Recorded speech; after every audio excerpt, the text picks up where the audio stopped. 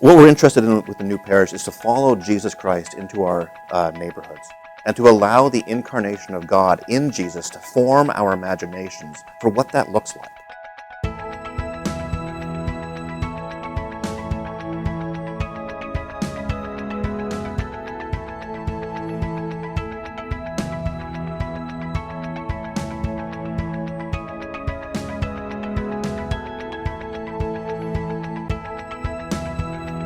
How we define the parish is a place that's small enough to be known, but big enough to live a lot of life in. In a lot of cities, a parish is a neighborhood. In a suburban area, it might be the suburb, or in a rural area, it might be, say, 60 square miles with a center. There's no hard and fast rules. Again, we would ask you to consider, could I be known, and is this big enough to live a lot of life in?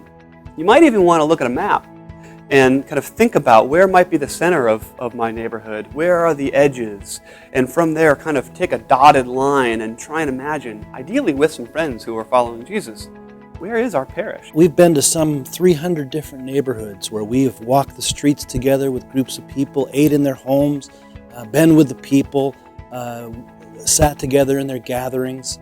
We started to realize that there were groups of people living out a gospel way and feeling alone, feeling like they were on their own. And we have watched the eyes light up and the spark of hope begin to become visible as they have realized that the work that they're doing, that they thought they were doing by themselves, is a work that's happening all over the country, all over North America, perhaps all over the world. The big question for us is, how do we be faithfully present the way Christ was faithfully present to any number of kinds of relationships? How are we faithfully present to God, to one another, to creation, to ourselves? When Christ was asked, what is the greatest command? What he invited and what he articulated was faithful presence. He said, love God. This is the first and greatest command, and the second is like it. Love your neighbor as yourself. This is what faithful presence is. And what we are trying to do in the new parish is actually operationalize the love of God as love of neighbor.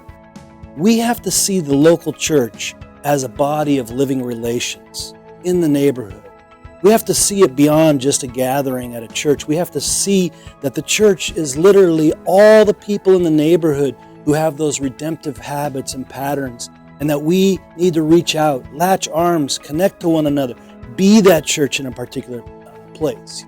What we're asking folks to do is consider what God is doing in that place, and so how are we, together with others, joining in God's common mission for that place. But just as we do, we have to remind that we're not human doings, we're human beings, and we're called to be formed into the image of Christ, and so there's a common formation that has to happen as well. And of course, individuals can't follow Jesus on their own. We are created in the image of the Trinity, we believe, and that means that everything is functionally a relational reality, and so the common mission and common formation would have to find their way within a common relationship. But if it's all within the realm of imagining God's dream for that place, we can do that, and we're already here.